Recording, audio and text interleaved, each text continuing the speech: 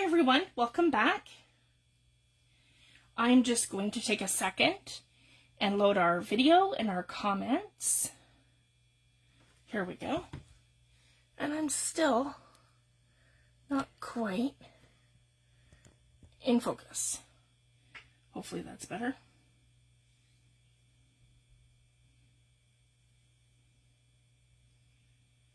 All right, here we go. I'm going to give everyone a minute to come in. It is Mixed Media Friday. I'm super excited. So basically, guys, I want to start at the beginning. So I want to cover all the basics in each video of our mixed media products, of how they work and how they play with our other products. And that way we have something to kind of refer back to. So when I'm later demoing, a 3-part tutorial, I don't have to explain the basics because we'll have already covered it and I can just refer back to this video. So that's kind of the point of why I'm doing these basic product tutorials. So I just wanted to let you guys know kind of the method behind my madness. So basically, tonight I want to talk about our primers and our base products. So the three most important products that you'll have in mixed media are your gesso, which is a primer, your gel medium, and your texture paste. Hi Lorna, hi Nancy, thanks for joining. And I'm just going to give everyone a minute to come in. Hi Diane. And I'm going to tag a couple of people.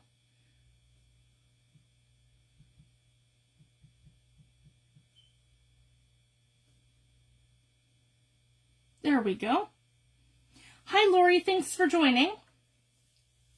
So our three main products that we use as a base are our gesso, gel medium, and our texture paste.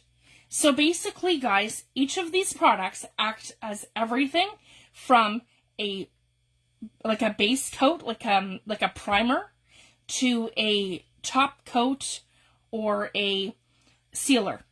So that's all three products. So that's your texture paste, your gel medium, and your gesso.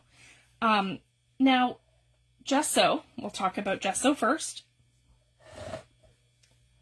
I wanted to compare the products that I have. So this one here, and I hope, yeah, there we go. You guys can see. I want to show each of them.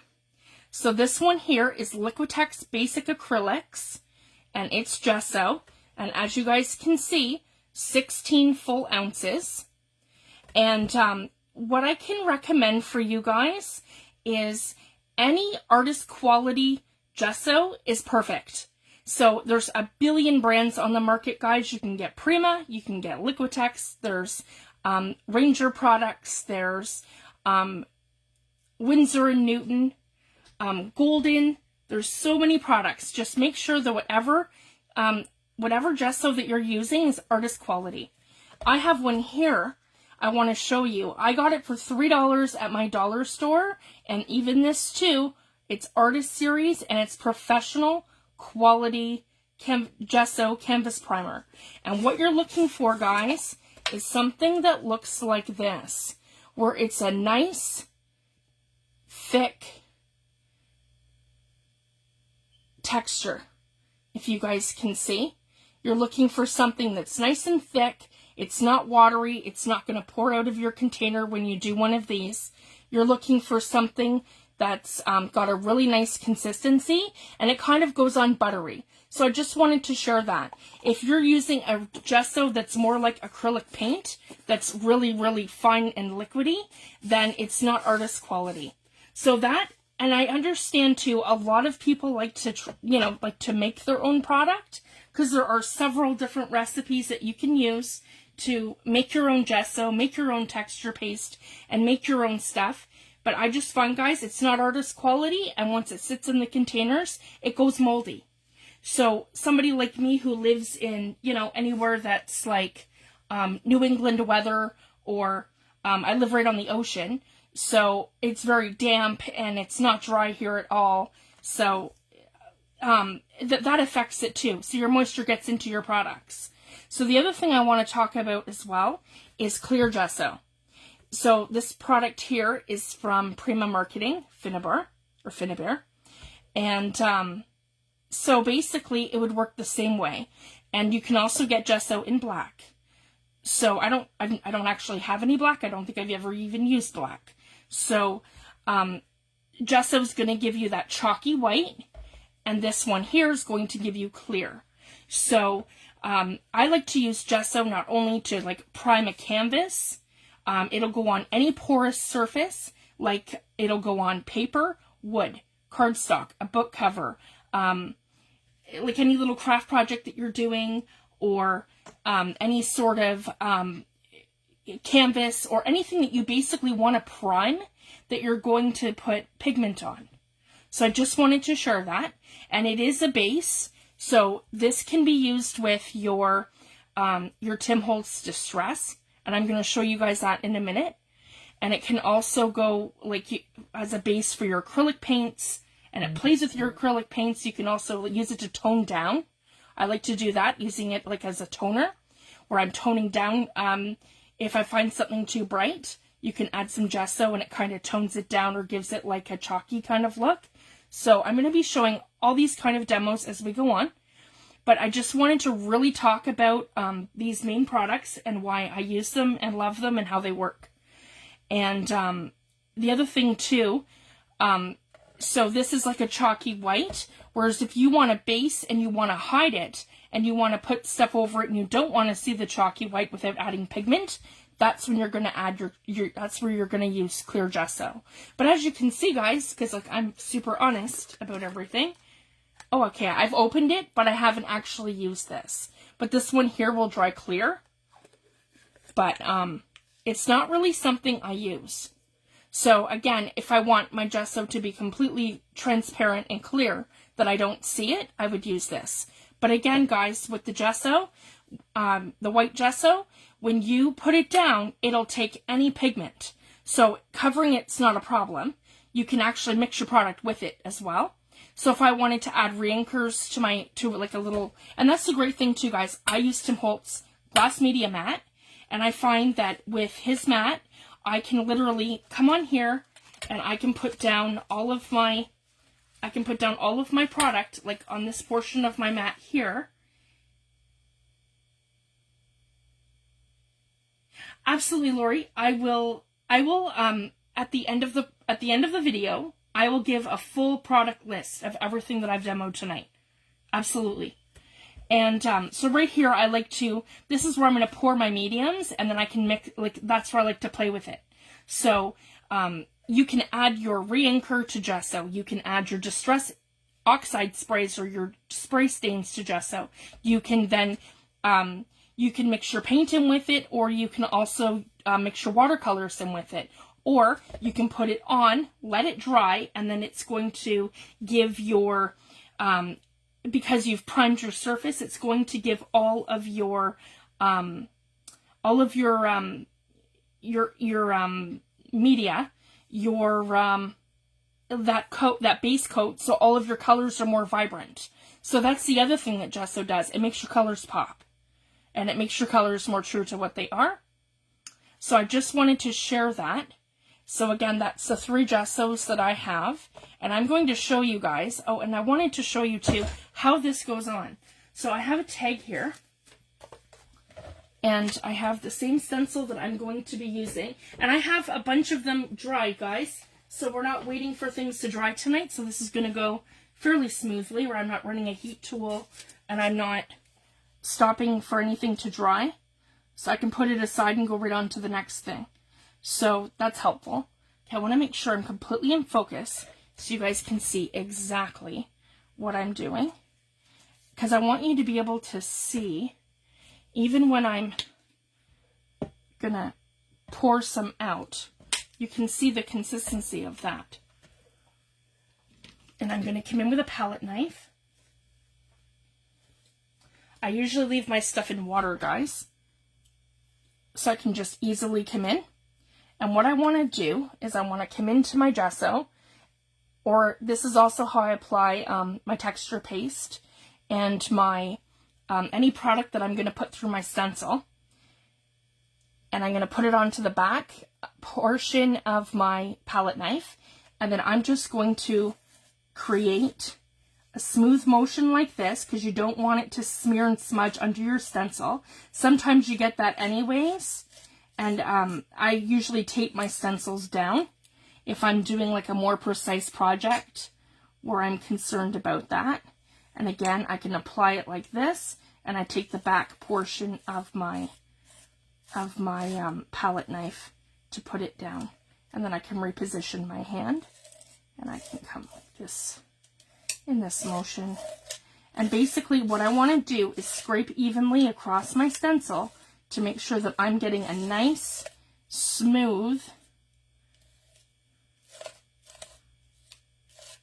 even coat across my entire stencil, and I'm not causing ridges.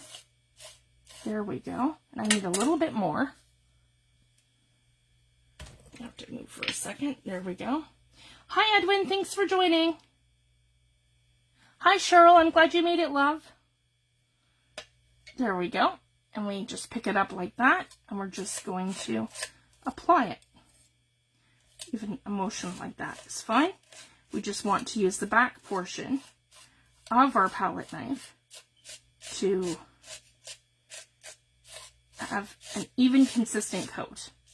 There we go. So just want to make sure that's nice and even. And I wanted to show you guys too, because the other thing I wanted to mention is if you do not have texture paste, that's okay. Because you can also, if you have, again, a thick, if you have a thick gesso, you can come in and you can use your gesso like texture paste. So I'm going to put this one aside, but I just wanted to show you just how buttery that is, guys, and how brilliant that looks. And again, it's once you start getting into putting your color palettes over top of this that it's really going to shine.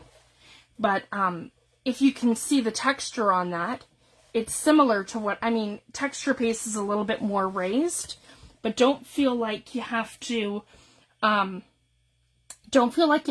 out and get all these products at once. So if you've got gesso but you don't have texture paste, use your gesso for now. So I just wanted to share that. And this is really great too, because it will dry and it is very flexible. I'm just going to put that aside because I have one here that is completely dry. I have two here that are completely dry, and I will show you. So here's our gesso.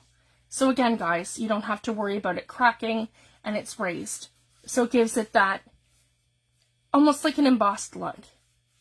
So that's kind of the look that gesso will give you. It'll give you a nice, and see, I didn't have it even right here through my stencil, so I have a little mark, and that's okay. That's just going to give it some character. And this one here is a little better. And again, it just gives you that like kind of embossed look. Now, whereas when you use a product like your texture paste, and I have several. I have, and I don't have a Crackling one yet.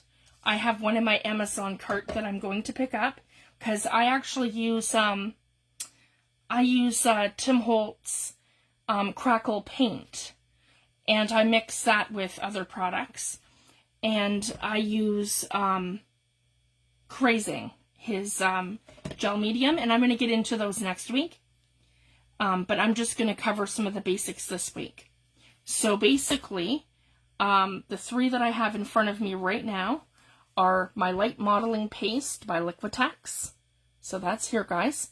Again, 8 full ounce container.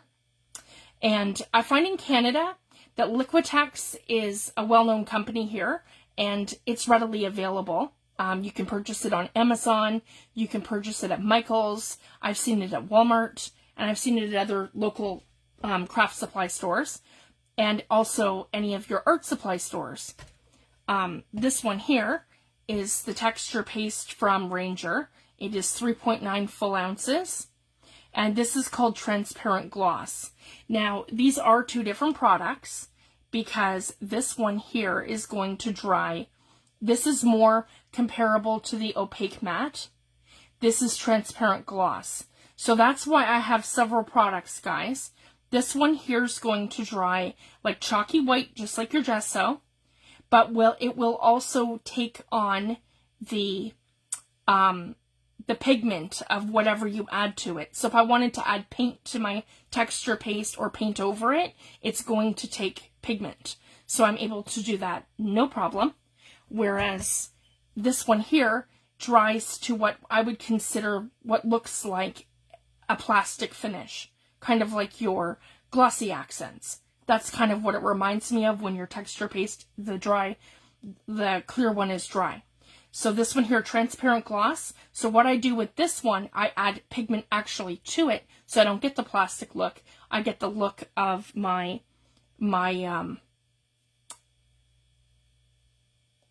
pigment opposed to the gloss finish.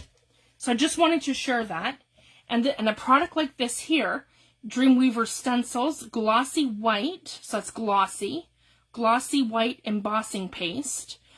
This is going to dry like a gloss white, so it's very difficult for this to take on pigment. I can put pigment around where I stencil, but it's not going to actually take to the product. I hope that makes sense. I'm going to show you what I mean by that.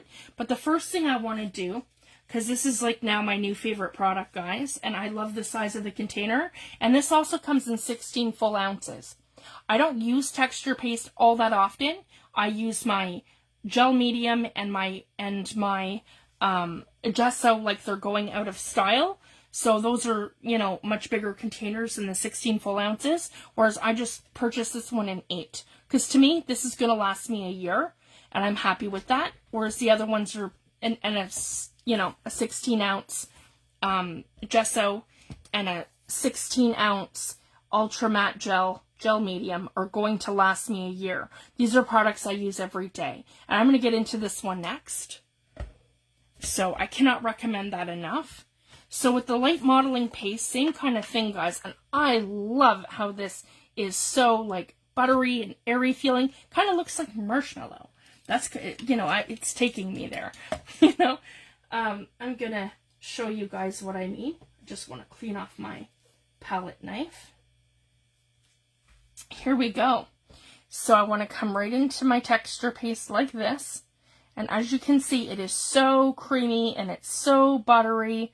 And it's just like fluffy. It reminds me of like the consistency of like that perfect melted marshmallow.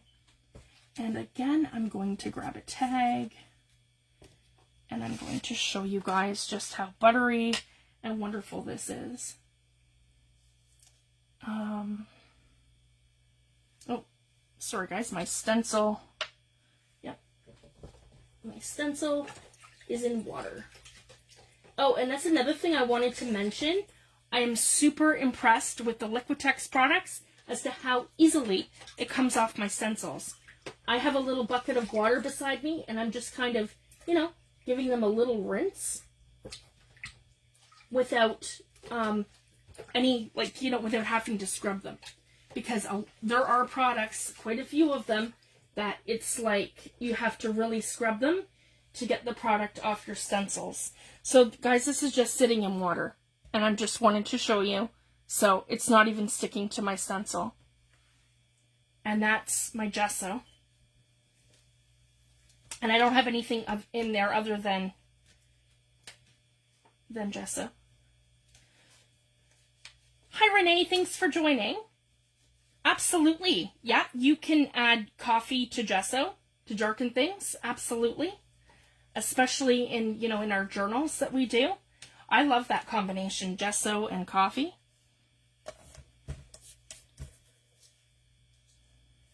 Here we go. So I want to come back over here so you guys can see what I'm doing. So these are my gesso dry, and I'm going to show you guys with the pigment after.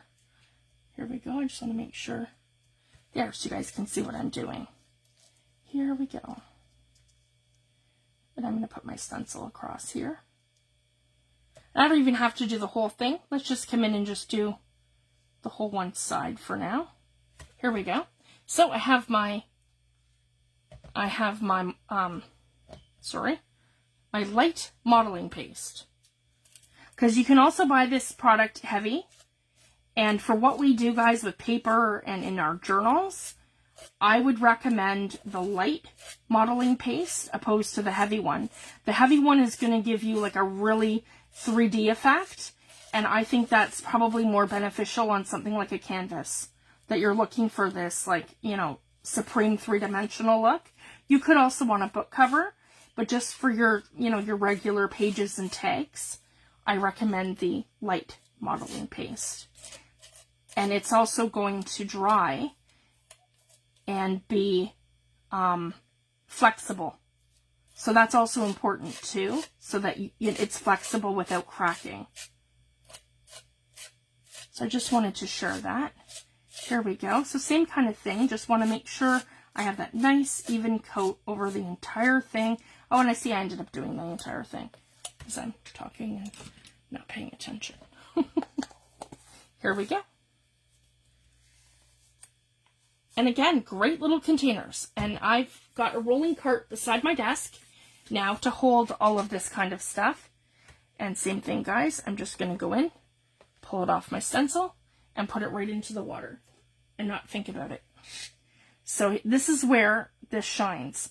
Because as you can see, it's not like an embossed texture. This actually is raised. So that's the difference, guys, between the gesso and the modeling paste. So you have one that looks more like it's embossed, where this is actually raised off of your surface. So I just wanted to share that. So for me, yes, texture paste would absolutely be something worth investing in, but you use what you have, right? So all you have right now is gesso, use that. But if you do have modeling paste, you know, that's what my preference would be for something that's embossed through a stencil like this. So I just wanted to share that.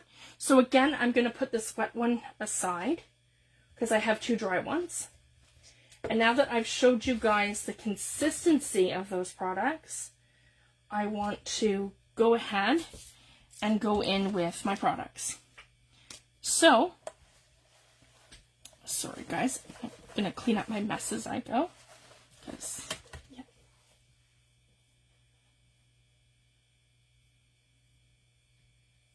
Oh, absolutely. Your re-inkers can be used for so many things. I like to watercolor with mine.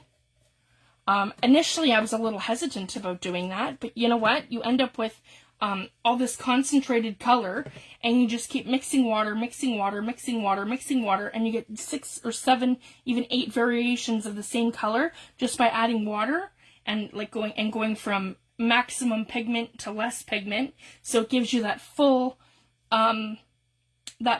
hue range of the one color. So I just wanted to kind of share that too. And I love adding my re-inkers to the products, and I'll get into that in just a second. So what I want to do is I'm going to grab one of my stencil brushes. So I do have 6 of them, but I need, 6 of them, but I need to grab another 2 sets from Amazon so that I have the entire color family. Because right now I'm using pink for red. And I think I've already cleaned this. Yes, I've already cleaned this. Yep. So basically, what Tim Holtz suggests is that you start out by using ink. So tonight I'm going to show you guys. I have Crackling Campfire Distress Ink and Crackling Campfire Distress Oxide. And if this cooperates with me, I also have the Oxide spray. I'm just not hearing that little ball in the bottom move, so it's kind of worrisome. I just opened it, so I'm not sure. There we go. See, that wasn't happening. So with the Oxide spray, you want to make sure that you have all of, see how it's done that? It's kind of separated on me. You want to make sure that all of this is off the bottom. So this is like the oxide part of it. So you have to really give them a good shake. So I'll get into that in a second. I'm just happy that it moved. So I'm going to go right into using distress ink. So basically I want a good amount. And you can do either way. A lot of the time too, guys, I don't love to do that where I'm taking my brushes and I'm going into my ink. So feel free to, again, use this like it's a, use this like it's your palette, right? And I want to come in where I'm focusing my brush towards the tip, so that's going to give me more concentrated color, opposed to coming in at the top. That'll give you a softer look. So again, I want more of a focused, darker, more vibrant application. So I'm going to bring the tip down to, sorry, the applicator down to the tip. There. That makes sense. Okay, I'm going to come in right like this. And I'm going to be generous with this. And again, I'm going over gesso this time, guys. So this is my Crackling Campfire Distress Ink.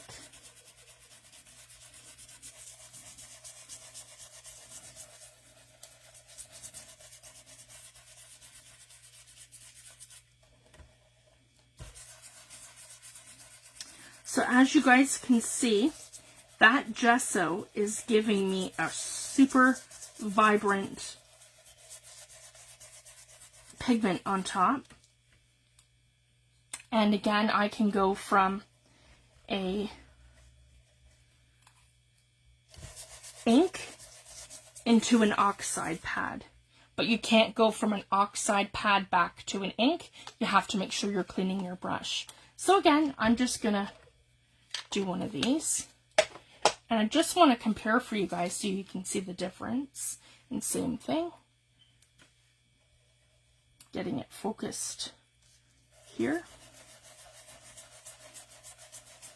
And I'm just going to come up the other side and give them a really good blend.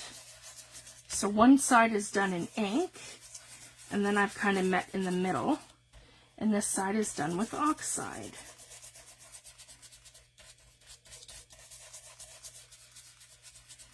And I love this color, guys, because it's orange, it's red, and it's also yellow. This is truly one of my favorite fall colors. Here we go. I'm just going to add it in anywhere where I kind of feel like I need a little something. Okay, and now I want to hit it with water.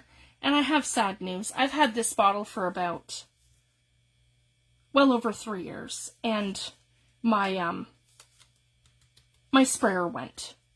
So that's, again, on my Amazon order for this week. And so right now I'm just using my horrible bottle that I would use for coffee dyeing, like large amounts of paper. So this is not my go-to item, guys. Just my my nozzle to my water bottle broke. So I'm super sad. So just kind of bear with me. And I'm going to do the best that I can with this one, because it's not going to give me those tiny little spray mist droplets that I love. This is going to kind of do something else. And that's okay. So I'm just going to very carefully. Here we go. So as you guys can see, I'm absolutely loving that effect. And when you add water to the Distress Oxide, it oxidizes, because each of the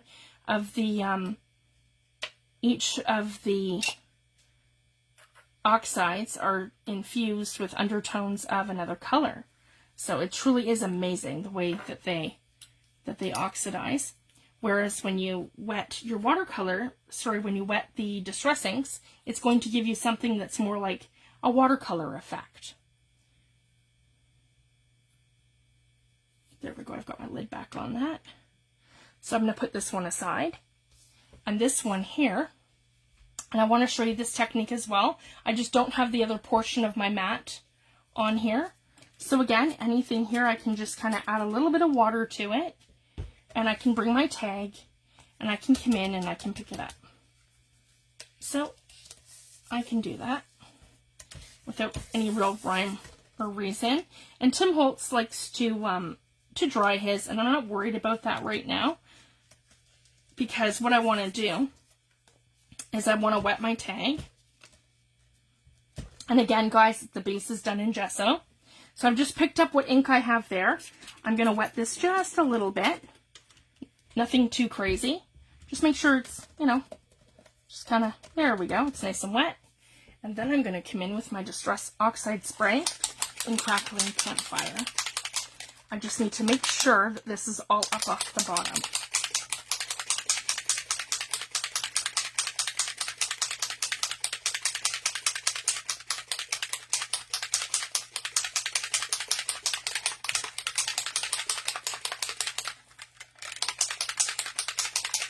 I haven't used this one yet, so that's why it's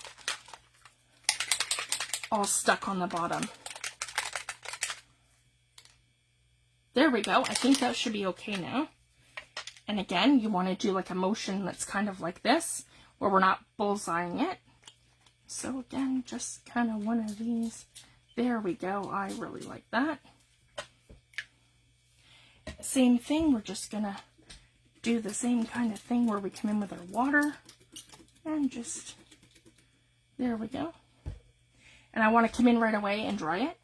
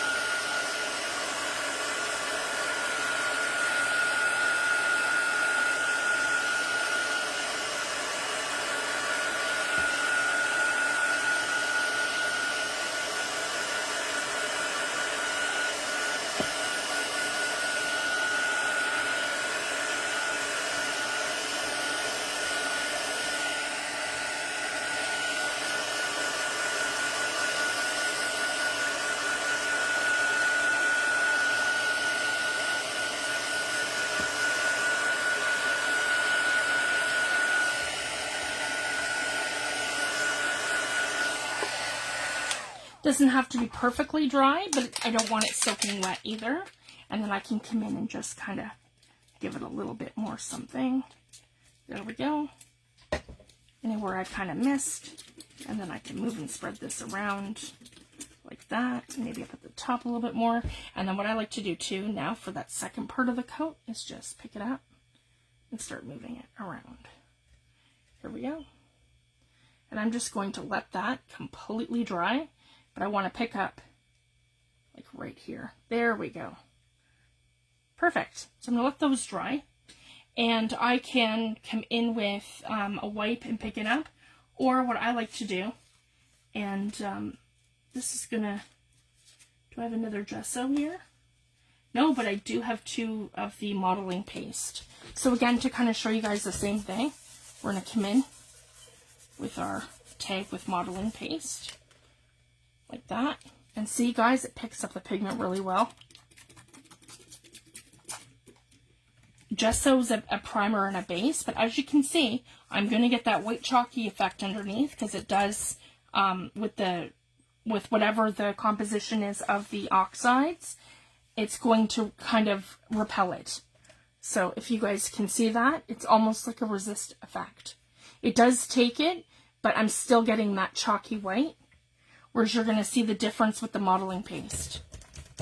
I'm not going to have chalky white. I'm just going to have color. If you guys can see that. I just need to, add a little more water to here. And we're going to pick it up. So again, guys, your products all react differently with different things.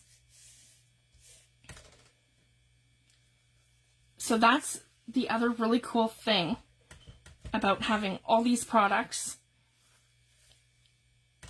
and learning how they all react and work together. This method is easier once you have the other portion of the mat on. Just, as you guys know, I've had disasters with my Fabri-Tac, and I ate a hole in my mat, and I have a replacement. So if I'm not doing mixed media and I'm working on my journals, I take it off, and I just haven't had a chance to put it back on. So I just wanted to share that. So then again, I can come right back in with my Distress Oxides or my Distress ink. And that's the thing too, guys. Since I've started, actually I've got Oxide on the brush, so we'll come back into Oxide. Since I've gotten into using Tim Holtz products, I find that I don't even watercolor paint anymore, guys. So it's not really something I do often. I do mixed media and I watercolor with my Distress inks and my Oxides. So I just wanted to kind of share that with you guys. But what I am going to be doing is demoing all sorts of different products and techniques. I have been watercoloring for a very long time. So I can, you know, if you guys are interested, I can get back into that. And I can show you guys how to watercolor some things into your journals and show you some basic techniques that will work with not only your Distress inks and Oxides, but your watercolor paints as well. So I can touch on that. So see, I'm really happy with how that turned out. And again, guys, that's the difference between using texture paste, but again, a texture paste that's going to take on your color, right? So this is the Liquitex Light Modeling paste and the Gesso that kind of acts like a resist. The other thing I want to talk about is Tim Holtz Resist Spray. This is one product that I purchased when I first started using Tim Holtz products, and I could not get it to work for me. So every time I go to use this product clogs in the actual spray mechanism. So it takes, you know, a long time to declog it, and you have to constantly rinse it with water. And I've never actually had the spray technique work for me properly. And all I did was damage my stencils because it sticks to your stencil and any surface that you spray with it. I had to use, like as Tim mentioned, a razor blade to get it off of my glass media mat. So I just wanted to share that. So I have come up with a different way to do the resist technique without using that. This works best if you do something with distress crayons that you don't want to, or something that you don't want, that you're perfectly happy with, but you know that as soon as you wet it, like when you go to wet it to seal it, you're going to smear it. So that's like distress crayons, or if you've used like, you know, all kinds of distress oxides and, or distress inks, and you've got it to the point where it's perfect, and you don't want to put that layer of collage medium or that layer of your gel medium on top to seal it in, then what I would recommend is spraying it with your Distress Resist spray, because this is kind of like a top coat glue sealer. So that's probably, if you have this product, that would be my recommendation of how you use this product. Otherwise, it's just a lot of mess for nothing. So I just wanted to share that. And my way around it is doing this method for a resist. So I'm just going to put these aside slightly, and then you guys can see too. Oh, and I'll show you some dry ones, so you don't really have to focus on these too much. So basically, guys, yeah, this one here is the gesso that's dry, and this one here is the modeling paste. So same thing, guys, with both products. You're going to get absolute vibrant colors out of it, but you're seeing that little bit of the resist going on. So the only way that you're going to get away from that is by doing layer after layer after layer. So once you add a couple more layers, then you'll get rid of the kind of chalky white going on. So I just wanted to share that. So that's using the same effect, it's just dry. So one is with gesso and Distress Oxide inks. I was going to do crayons, but I didn't. That was just Distress Oxide and ink. And same with this one, it was an Oxide and ink and in light modeling paste. So I just wanted to share that. These ones are completely dry and these ones are wet. So this one here is the method I'm talking about right now for the resist method. So what I've done is I've taken my stencil. So I've done this ahead of time, guys, so it's dry. I have taken my stencil, which is right here. This one here from Tim Holtz. I think this one's called Foundry or Cargo. I'm not sure. Here, I'll let you guys know. This is one of my favorites. Here we go. They're right here. You know what? I will take a second and let you guys know what I'm doing. All right, so here I've got Industrial.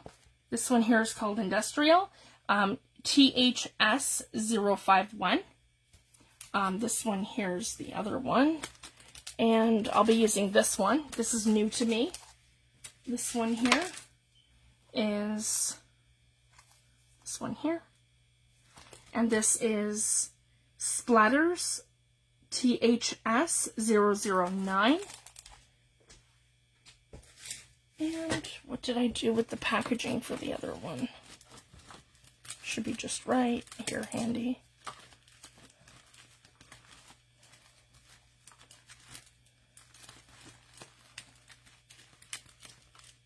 Nope.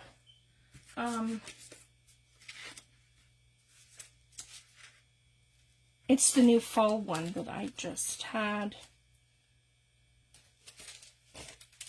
It should be on my desk here somewhere. Sorry, guys. I will link it in the description after. I've just moved it somewhere. It's here, but I can't see it. All right, so anyways, what I've done is I've taken this stencil and I've come right into here like this, and I've taken a coat of my Ultra Matte Gel, or my gel medium, and they're all made equally, guys. So it doesn't matter if you're using collage medium, if you're or multimedia matte from Ranger, all gel medium is pretty much made equal. You just want to make sure that it's an opaque gel that's going to have an ultra matte, non-reflective finish. So basically, you're going to want to make sure that your gel medium is going, even though it may look like this, it's going to dry clear. And it's very similar to the Tim Holtz collage medium, in that it looks like a white chalky kind of substance until it's fully dry. And then what I did was I put it through the stencil. So that's what I have on here, guys. This is all the collage medium. And then I'm going to go ahead and I'm going to come in with, and there's no right or wrong, guys. This is just Distress ink in Vintage Photo. So I'm going to come in right like this. And this is what I love, guys. The grungy tags and the grungy backgrounds. They make great backgrounds for your vintage journals and my grungy journals that I love to make. So I'm already seeing that resist, guys, if you guys can see this. Here we go, and I want to have a really good coat on there, and it doesn't matter too much. So you can already see that, and I'm going to come in with water. Yeah, right like that. Come in with water, and then I'll show you guys. If you can see, anywhere where I'm coming in with water, that is being resisted. And if I were to come in with, let's just come in with another tag. So let's come in with another tag and do a print. If you guys can see, that's neat. That gives me a complete resist. So that's my manila tag underneath. So it completely resists your inks and your oxides. So I just wanted to share that. So that's what your how your products, that's how gel medium works with Distress Ink and Oxide. But it's totally different, I'm going to show you, with Distress Crayon. So now I want to come in. So we just completely resisted. So see guys, with me doing it this way, and so easy to come off your stencils, I cannot stress that enough. I literally, with the gel medium, I put it on there, I put it in my water, and when I pull it out of the water, it completely comes off. So there's no fighting any of these products to come off of your stencils or to have any sort of issue.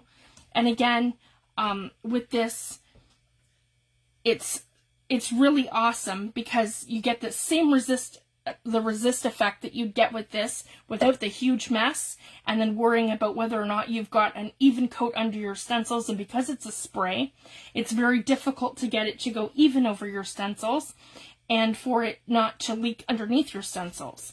So I just wanted to share that. With that product, like this one here, I just found I was making a big mess all the time. So this just kind of took all that frustration out. And now, this is where this is super important to remember, guys, and if you want to write this down, because I told you the gesso was a primer, and your base product would be your texture paste, because you're going to put that first, and then you can put your mediums over top. But your ultra matte gel, so here it's going to resist your Distress Ink and Oxide and your pigments, but it is going to be a primer for your distress crayons. So that's super important to remember, guys. So again, when I'm coming in like this with my distress crayons, it just absolutely plays so nicely. And I'm going to show you guys the difference, a treated surface and an untreated surface. So if you guys can see, that's not moving too far, that's not blending too well, and it takes a lot of product to cover one like small area, and I get like a bullseye. So that's a not treated surface. Whereas when I come in with, when I'm using ground espresso, so it's a little darker. So if you guys can see, this is me using, and I'm just touching it. Tiny, tiny little bit. It goes a very long way. So when you use your gel medium as that base, you're getting that perfect blend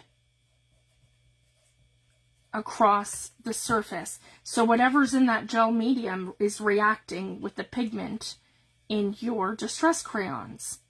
So this is a really important thing to remember when using your distress crayons.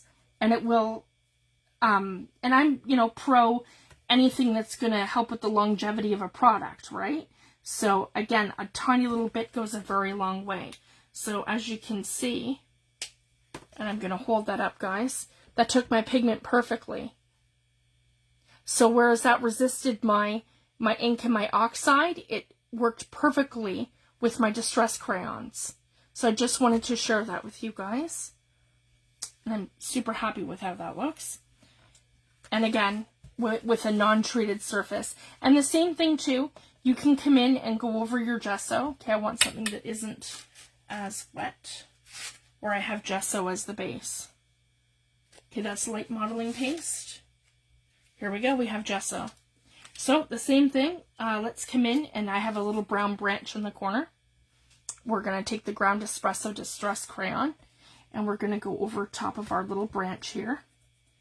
So again, I have gesso as my base. So I have to use a little bit more product, but you're going to see that it still works, and my product is actually my color is going to pop.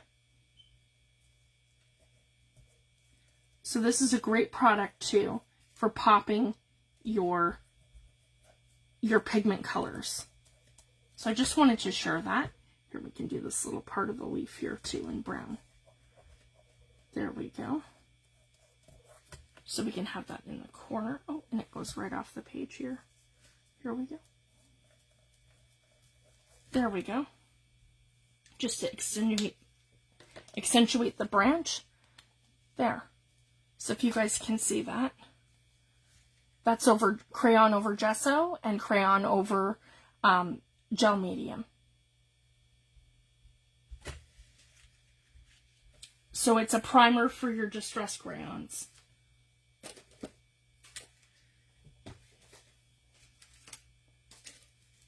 And the final thing I want to talk about tonight. Oh, I shouldn't say final. There's 2 more things. I'm just going to check my time. All right, I've got 11:30. I'm okay because I was about a good 15 minutes late. So I'm just going to gather these and put them all aside. There we go. I can lay those all out to dry. They're just damp. So the other 2 things that I really want to talk about is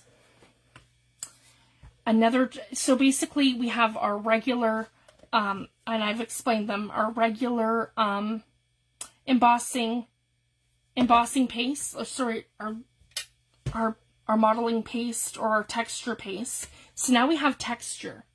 So I want to get into our textured texture paste. So basically I have 2 products. I have Coarse Texture Medium by Liquitex Basics. It's 250 milliliters or 8.45 full ounces. So Liquitex makes a product, Coarse Texture Medium. And then we have Tim Holtz Grit Paste. So this one's in translucent, because I know there's several different finishes, but this one's translucent. So basically, guys, I've done a swatch. So this is it here. And I have the Ranger Grit Paste. So as you can see, it's super gritty. And I have this one here, which is the Coarse Texture Medium in Liquitex. So I just wanted to share that, and I'll show you how they both go on so you guys can see. Yeah, same thing. We'll just grab our numbers. I'll do that again. So at the top, I'm going to do Rangers just like I did this one. So as you guys can see, this is like a true, it's a grit paste.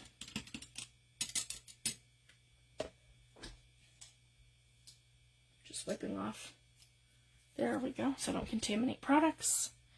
And I'm going to come into this. So this is more like, if you guys can see that, it's a thicker texture.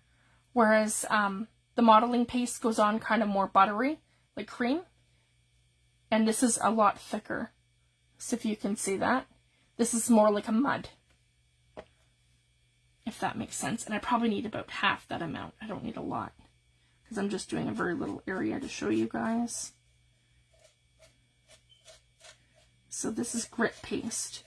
So this would be super fun for doing something like fake snow, a brick wall, getting that grainy brick effect, a stone wall, in a nature journal, even in like a mermaid journal or a nautical journal, doing trying to get some texture on there to do like sand kind of thing, anything like that. Okay, and I'm going to come and I'm going to pull my stencil. So if you guys can see, that's the Ranger product. And then I'm just going to give that a quick dab into water, just so that I'm not contaminating my products.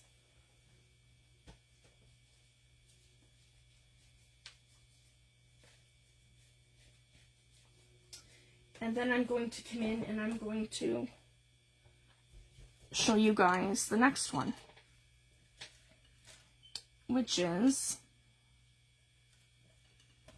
the Coarse Texture Medium. And I'm just going to put some right on my gloss media mat. Here we go. And I think I had this mixed up, guys. I think the gray one is the Coarse Texture Medium, and the white one, because it even says here it dries clear, translucent. And that one is the Ranger. And I think I mixed those up. Sorry, guys. Yeah, that's exactly. And this goes on like a gray grit.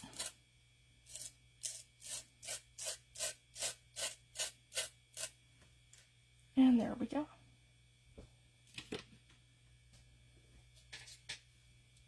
Just to show you guys the difference. So this is the Ranger product, and this here is the Liquitex product. But this is where I want to show you guys. I added reinker to both, and I can't even remember or tell the difference between which one had Rustic Wilderness reinker and which one's which. So they both took the pigment and the reinker perfectly. So that's like Coarse 3D with pigment.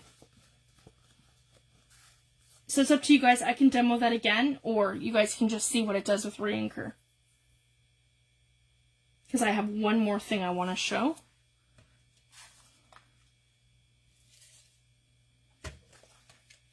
Right here. So again, that's going to dry like this, and that's going to dry like this.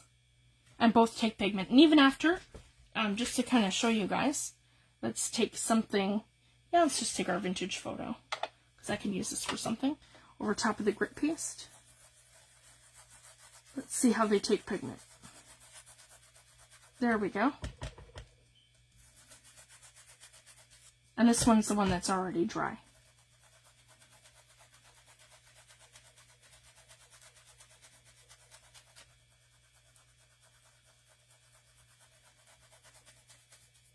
See? And they both take pigment perfectly.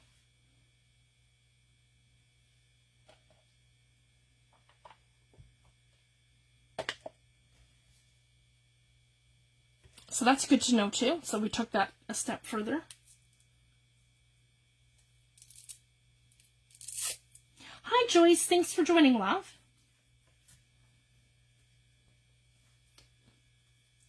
And the last thing I wanted to show you guys is this one here. So I've done that over here. Doing, oh, I've got the grit paste on my mat. There we go.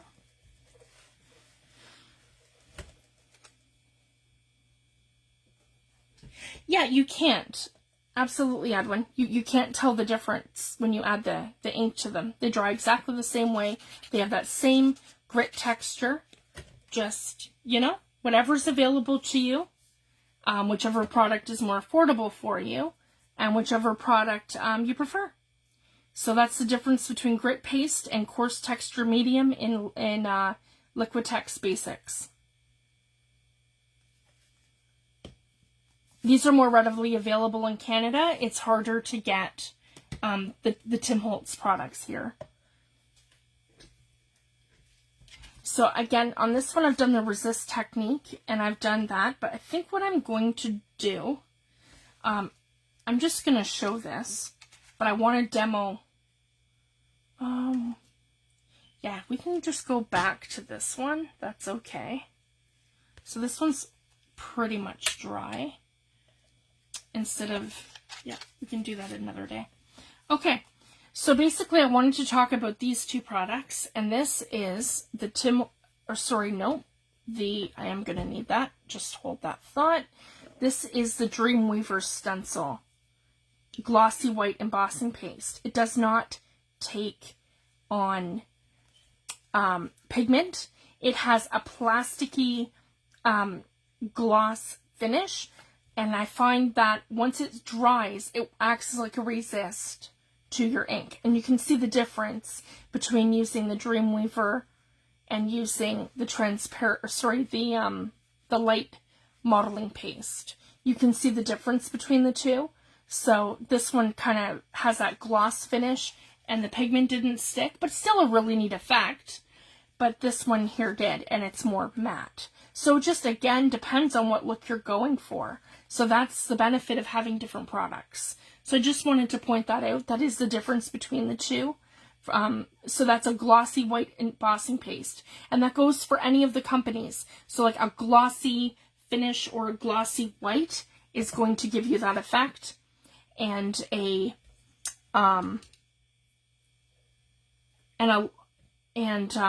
light modeling paste, and make sure that it's one that it dries matte. So if you can see when they say that they dry matte, then you know that, yeah. And it also states on here too, guys. There's disclaimers on all of these.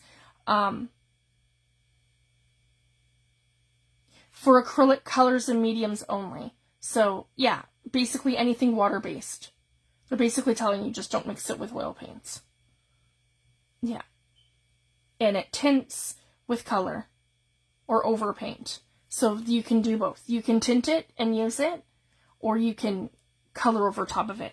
So again, you can use that with your acrylic paints. You can use that with your distress inks, your distress oxides, your sprays, your distress spray stains, your distress oxide sprays, or you can use it with your acrylic paints or your watercolor paints. So you're going to get all that kind of effect with all those water-based products.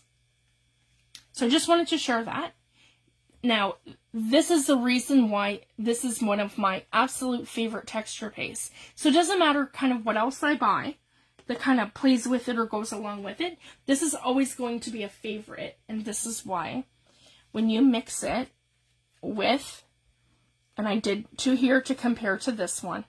So when you mix this with your re-inker and use it like a texture paste, it's going to give you that hard plastic 3D effect, if you guys can see that. So basically, it's going to dry where it looks like it's glossy, and it has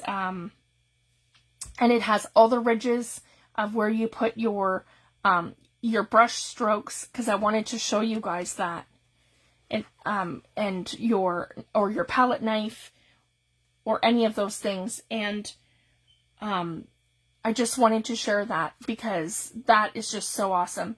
And both products dry like to the same size of what you put them down, so there's no shrink. There's no shrinking in any of the texture pastes with the Ranger or the Liquitex. So that's another thing I'm super impressed with. This does shrink a little bit, and these ones do not. And this one has more of a matte finish. So again, it just depends on what you're going for. So that's your light modeling paste. When you add your pigment to it, it's going to be a little bit more, like it's more opaque than it is, like a solid, it's more matte. So that's the color, that's the word I'm looking for. Sorry guys. It is more matte, and this is a gloss finish. So basically, how that's going to shine is to let it dry, and then you want to add your pigment over top, opposed to adding your pigment to it, which is what this product you're supposed to do. Because with the transparent gloss, it's going to dry like hard plastic. So when you add and I'll show you what I do. And again, we can use, yeah, I'll do the same thing so it kind of matches. I have Rustic Wilderness Distress Ink, re-inker, and my texture paste in transparent gloss. Okay. And what I'm going to do is just come in. Sorry guys, I'm going to make myself some room so you can see what I'm doing. Here we go. These are all dry.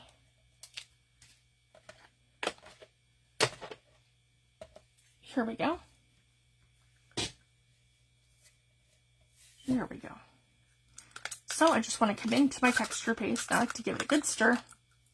Same thing, and I just want to grab approximately the amount that I'm going to need. Just about that. And then I want to bring it out to my mat. Put my lid on my container. Then I'm going to take my re-inker, and I'm going to add 1 drop. That's all you need. 1 drop of re-inker to your texture paste. And then I'm going to give this a really, really good mix. So right now it doesn't look like much, but it's going to dry like that. And this is one of my favorite texture pastes to use. I'm looking for another equivalent product because it's very hard to find in Canada.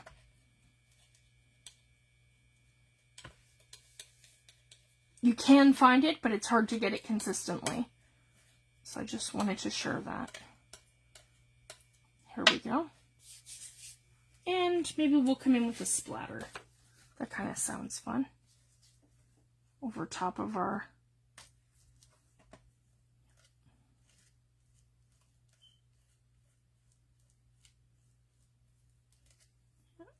like that. Okay. Just like that. And again, that's also a product that you're going to want to put right into your water. And again, you can kind of come in and, I don't know if any of you have taken a knife painting class, but it's super fun where you're creating like blades of grass and things with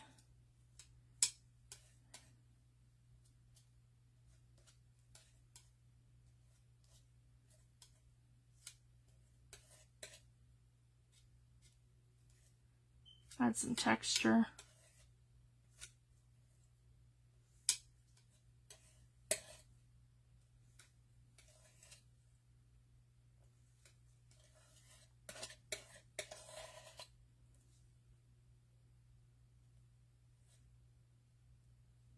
And like a, there we go.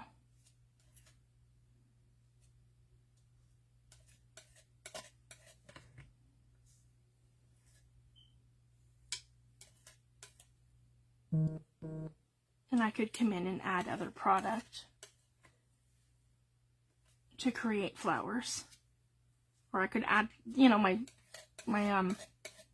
die cuts to this to create flowers. There we go. Super happy with that. All right. So that's it, guys. I just wanted to share that with you. And then next week I will show you how that dries. So it's going to be very much like this. And it will dry like that. There's no shrinkage. So super exciting. I just wanted to come live and share this. And next week, so tonight we talked about everything, our bases and our primers. So next week I want to talk about mixatives. And then I want to get into color mixing. And I will show you guys all of that too.